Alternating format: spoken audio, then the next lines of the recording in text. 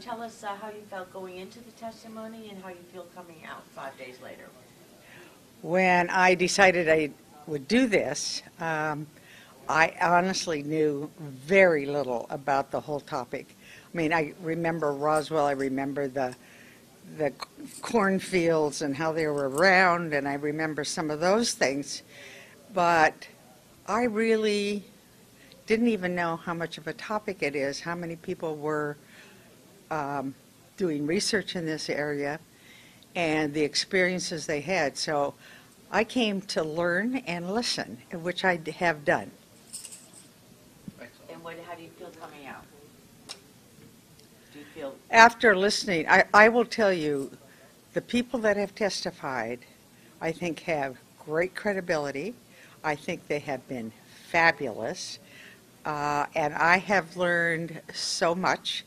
And I have, again, I think we're sort of naive to think in this huge, huge universe that there are not other people or other planets that are highly functioning people that live on those planets.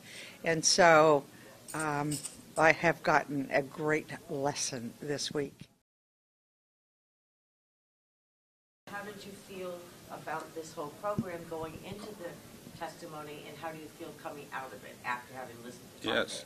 Well, I entered this as a open-minded skeptic, and I'm impressed more with the quality of the witnesses than I ever expected. So this is moving me to think that a lot of further investigation with more resources need to be done, including what I think is some push to the United States government to put more resources into this. I am convinced of these sightings, the truthfulness. I have no doubt about what these people are testifying. I'm not saying everything they're saying is true, but much of what they're saying as far as the objects are saying are true. And we have clearly unexplained objects out there that our government recognizes. Where I'm not sure we've totally met the burden of proof is whether those have extraterrestrial origins. Now, there's been some there'll be some more testimony, and I understand from one of the witnesses that's going to be appearing that he can maybe make me a little more convinced on that score.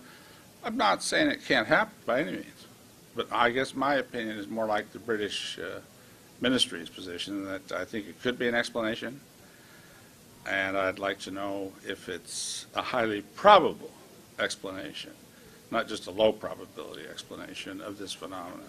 So that's where I am in this, and I'm very, very impressed with the people that put this together to get this number of witnesses and people together in one place, so that we can find out exactly what the current standing of this very interesting area is.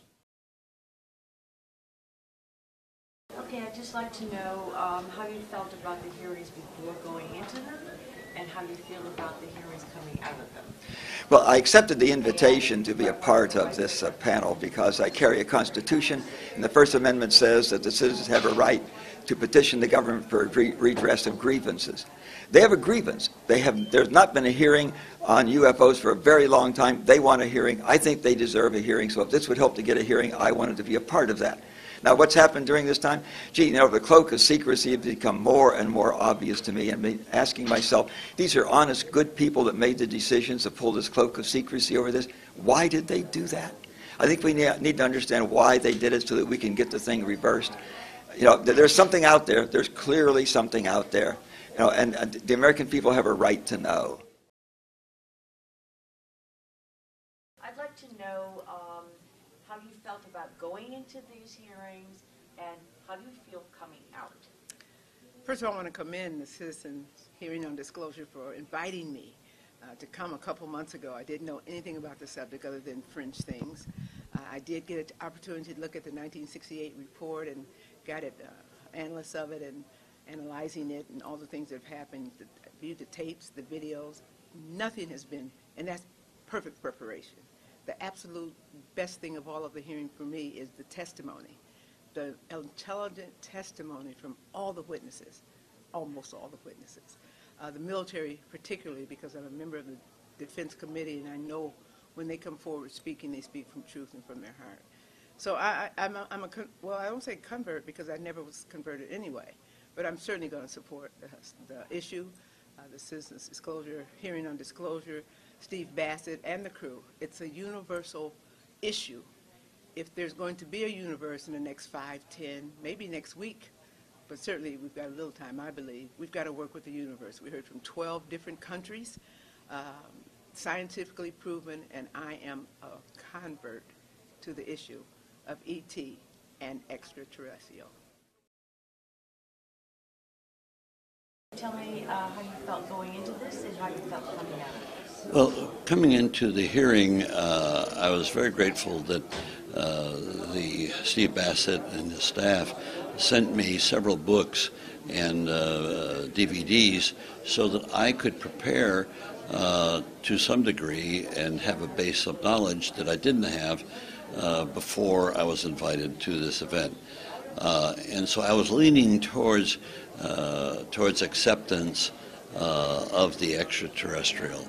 And I have no problem understanding, as a result of my life experience, the conspiracy that exists within the government to maintain secrecy and the propensity or the generic acceptance of secrecy within the military. Coming out of it, there's no doubt in my mind that there's an extraterrestrial presence that's affecting the planet, and I think it's so important.